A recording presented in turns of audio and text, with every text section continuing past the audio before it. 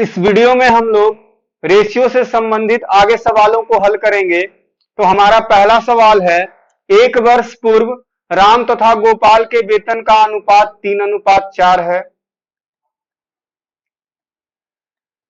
पिछले वर्ष तथा इस वर्ष के उनके व्यक्तिगत वेतन का अनुपात क्रमशः 4:5 तथा 2:3 है।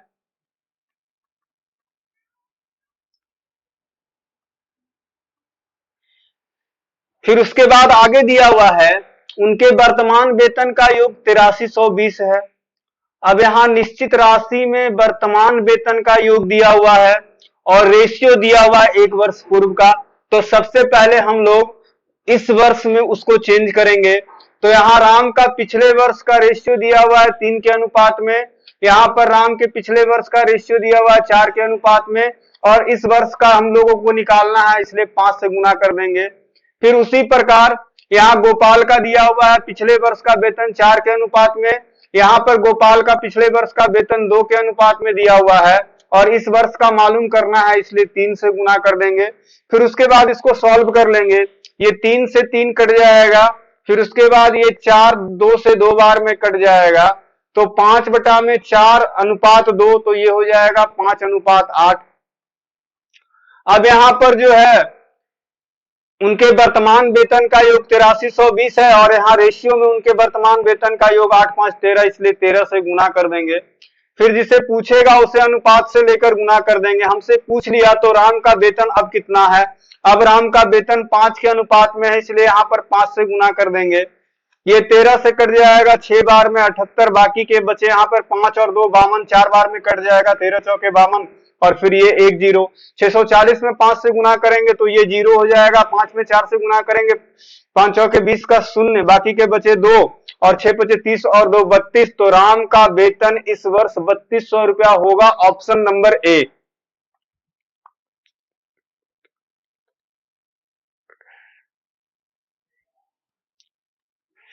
हमारा अगला सवाल है, ए बी तथा सी के खर्च में 2:3:4 का अनुपात है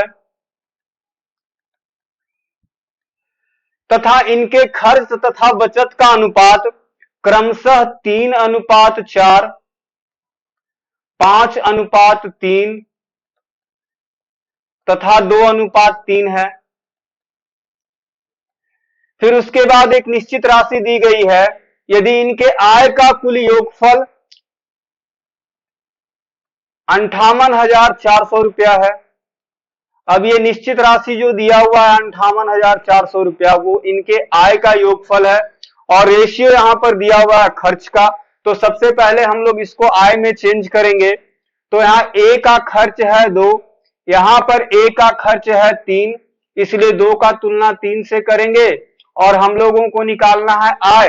तो आय बराबर में होता है खर्च प्लस बचत, यानी 4 + 3 7 से गुना कर देंगे तो ये आय निकल जाएगा ए का। फिर उसी प्रकार बी का मालूम करना है आय। तो सबसे पहले बी का खर्च दिया हुआ है 3, यहाँ पे बी का खर्च है 5, इसलिए 3 का तुलना 5 से कर देंगे। बी का आय मालूम करना है, तो आय बराबर खर्च प्लस बचत, यानी 5 + 3 8 से गुना कर देंगे। फिर उसी प्रकार सी का यहाँ पर खर्च दिया हुआ है 4, यहाँ पे सी का खर्च है 2, 4 का तुलना 2 से कर देंगे और हम लोगों को निकालना है आय। आय बराबर में होता है खर्च प्लस बचत, यानी 3 और 2 5 से यहाँ पे गुना कर देंगे। अब उसके बाद इसको सॉल्व कर लेंगे, तो ये हो जाएगा 7 × 2 का मतलब 14/3, ये हो जाएगा 8 × 3 का मतलब 24/5, और अगर ये कट रहा है तो इसको काट करके छोटा कर लेंगे, 2 दूना का 4, 5 में 2 से गुना करेंगे 10। फिर उसके बाद इसको पूरा पूरा अंक में चेंज कर लेंगे, 5 और 3 का एलसीएम निकालेंगे, 15 आएगा, 15 इसमें भी गुना कर देंगे, 15 इसमें भी गुना कर देंगे और 15 इसमें भी गुना कर देंगे। फिर उसके बाद इसको सॉल्व कर लेंगे, 15 3 से 5 बार में कट जाएगा और 14 में 5 से गुना करेंगे 70। फिर उसी प्रकार यहां पर 15 5 से 3 बार में कट जाएगा, 24 में 3 से गुना करेंगे 72।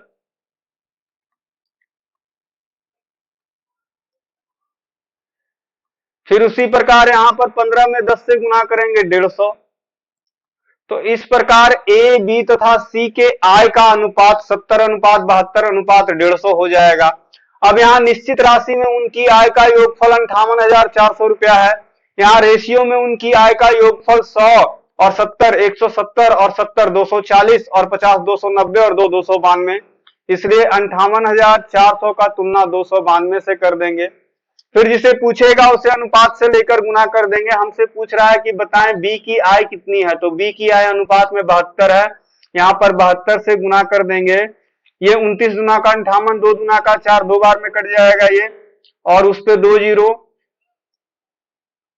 72 100 में 2 से गुना करेंगे, 72 दुना का 144 पर 2 जीरो 14,400 रुपया। तो हमारे सवाल का जवाब होगा बी की आय 14,400 रुपए है, ऑप्शन नंबर बी।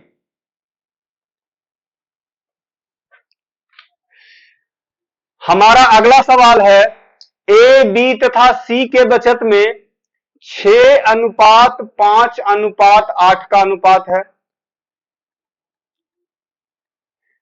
यदि वे अपनी आय का क्रमशः 40%, अगर ए 40% खर्च कर देता है तो उसका बचत होगा 60 के अनुपात में।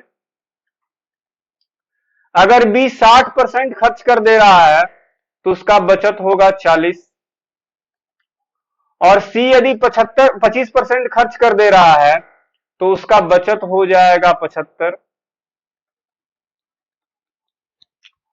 अब हमसे पूछ लिया है तो बी तथा सी की आय में अंतर क्या होगा। यदि ए की आय 6,000 रुपए है, यहां निश्चित राशि में ए का आय दिया हुआ है, और रेशियो हम लोगों को जो मालूम है वो ए बी और सी की बचत का है, तो सबसे पहले हम लोग इसको आय में चेंज करेंगे।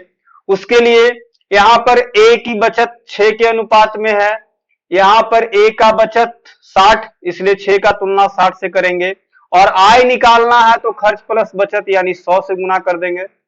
फिर उसी तरह से बी की बचत यहां पर 5 है, यहां पर बी की बचत 40 है, इसलिए 5 का तुलना 40 से करेंगे, और बी का आय निकालना है तो 60 प्लस 40 100 से गुना कर देंगे। उसी प्रकार जो है यहां पर सी का बचत 8 है, और यहां पर सी का बचत जो है 75, इसलिए 75 से तुलना कर देंगे, और आय निकालना है तो 100 से गुना कर दिया। ये 100 100 और 100 ये तीनों में कट जाएगा। फिर उसके बाद जो है ये 6 से 60 10 बार में कट जाएगा, 1/10।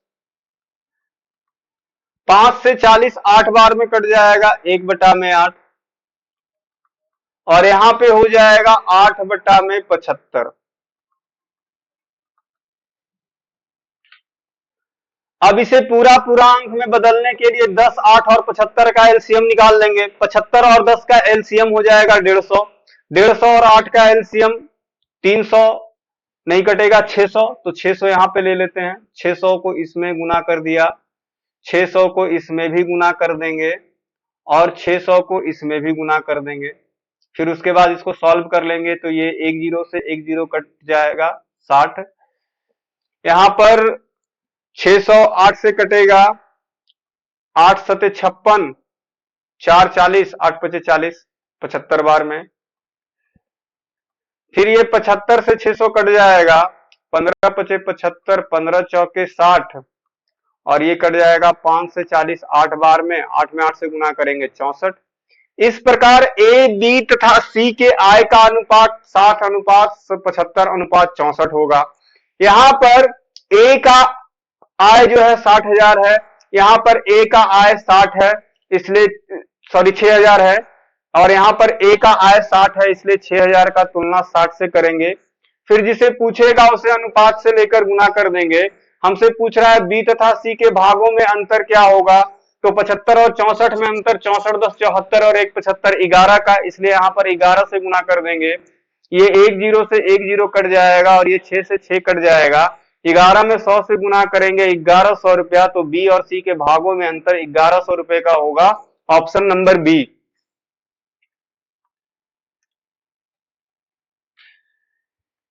यहां पर दिया हुआ है हमारा अगला सवाल, 3 पुस्तकों का सम्मिलित क्रय मूल्य 680 रुपया है। ये 680 रुपया तीनों पुस्तकों का क्रय मूल्य दिया हुआ है। यदि पहली पुस्तक 25% लाभ पर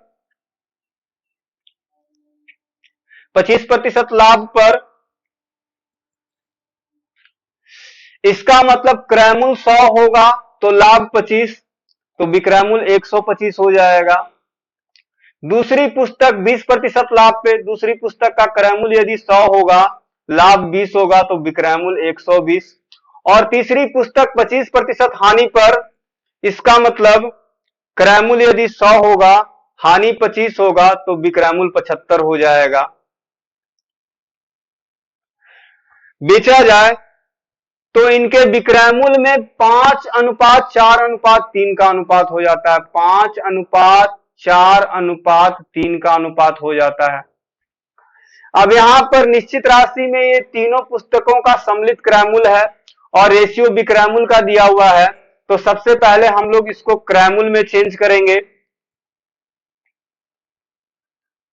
सीपी होगा, क्रय मूल्य में चेंज करेंगे। क्रय मूल्य में चेंज करने के लिए यहां पर विक्रय मूल्य 5 दिया हुआ है पहली वस्तु का, यहां पहली वस्तु का विक्रय मूल्य 125, क्रय मूल्य निकालना है 100 से गुना।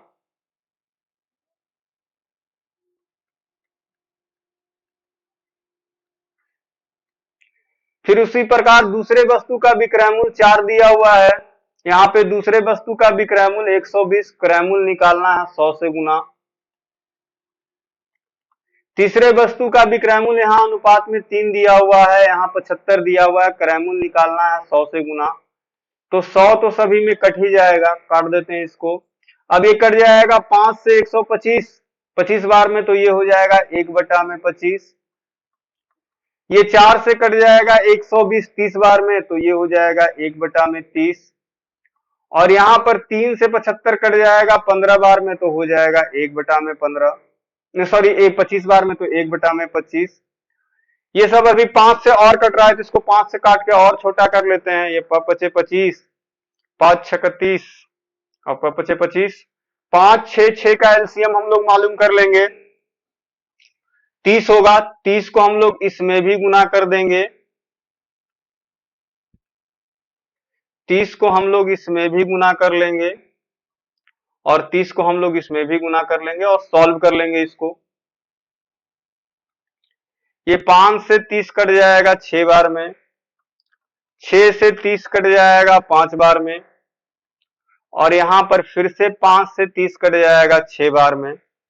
तो इस प्रकार पहली पुस्तक, दूसरी पुस्तक और तीसरी पुस्तक के क्रय मूल्य का अनुपात 6:5:6 हो जाएगा। यहाँ पर तीनों पुस्तकों का सम्मिलित क्रय मूल्य 680 रुपया है। यहाँ अनुपात में तीनों पुस्तकों का सम्मिलित क्रय मूल्य 6×5=11 और 5×11=17, तो यहाँ पर 17 से तुलना कर देंगे।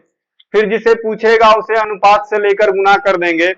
हमसे पूछ रहा है दूसरी पुस्तक का क्रय मूल्य क्या होगा, यहाँ पर दूसरी पुस्तक का क्रय मूल्य अनुपात में 5 है, इसलिए यहाँ पर 5 से गुना कर देंगे। 17 से 68 4 बार में कट जाएगा, 40 में 5 से गुना करेंगे 200, तो दूसरे पुस्तक का क्रय मूल्य हो जाएगा 200 रुपया, ऑप्शन नंबर ए। तो आज के वीडियो में बस इतना ही, मिलते हैं अगले वीडियो में, तब तक के लिए जय हिंद।